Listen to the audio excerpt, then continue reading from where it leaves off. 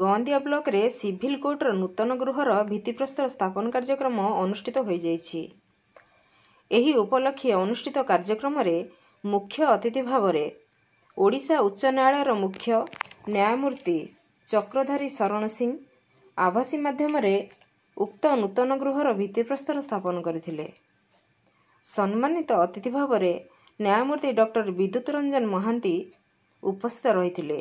एही परिप्रेक्षी रे गौंदिया ठारे अनुष्ठित कार्यक्रम रे सम्मानित अतिथि भाव में Dhenkanal civil court registrar Alakananda Mahanti, Gondia civil court विचारपति सौरभ सागर प्रधान प्रमुख योगदान करथिले।